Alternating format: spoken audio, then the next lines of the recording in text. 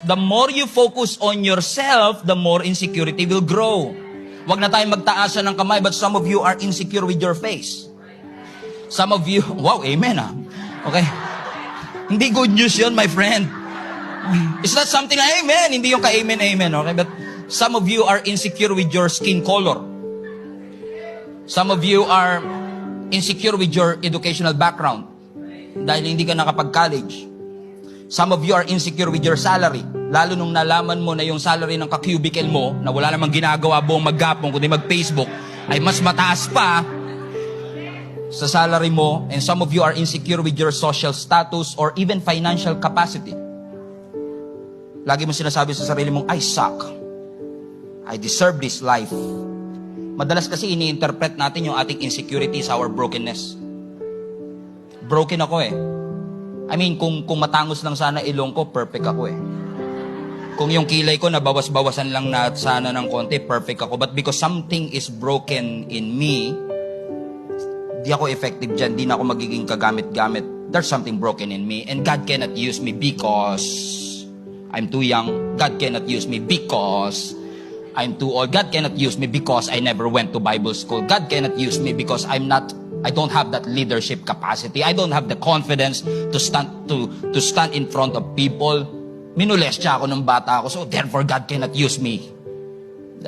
I am a stutterer, bulol-bulol ako at di ko ma-articulate yung gusto kong sabihin, therefore God cannot use me. But do you remember Rahab? A prostitute? Ginamit ng Lord yung prostitute, amen, to bring the nation of Israel inside the promised land. At hindi inantay ng Lord na magbago si Rahab bago siya gamitin ng Panginoon. Hallelujah. Instead, mga kapatid, ginamit siya ng Panginoon, and because of that thing that she did, the nation of Israel were able to possess their possession. Ang sabi ni Jeremiah, I'm too young. Hindi ko kaya yan. Masyadong malaki ang responsibility. Ano ang sagot ng Panginoon sa kanya? Verse 7. The Lord replied, don't say I'm too young. For you must go wherever I send you and say whatever I tell you. Do not be afraid of the people, for I will be with you and I will protect you.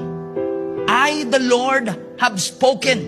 At kapag ang Diyos nagsalita na sa buhay mo, kahit anong takas mo, kahit anong tago mo, hahabulin ka ng calling mo.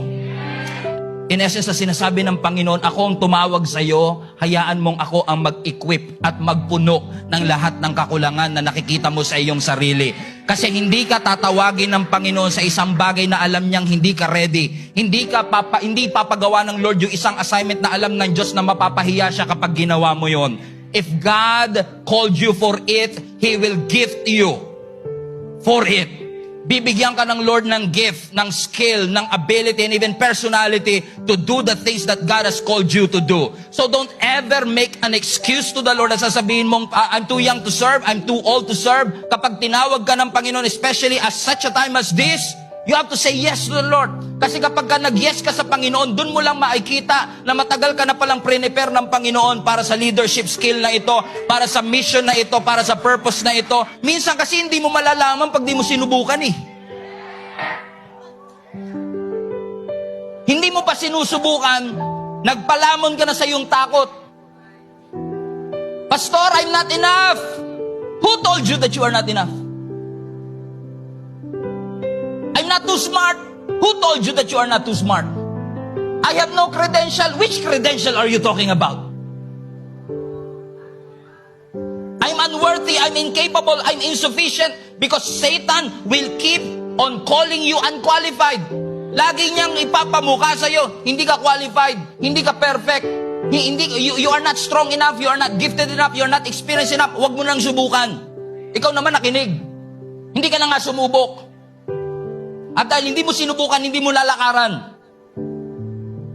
Pero naniniwala ako mga kapatid, ano man ang gawin ni Satan para lasunin ang ating kaisipan, hindi aksidenteng narito ka ngayon kasi gustong ipaunawa at ipaintindi sa'yo ng Lord. Listen, sinabi ni Satan hindi ka enough, ang sabi ng Lord, oo, hindi ka talaga enough.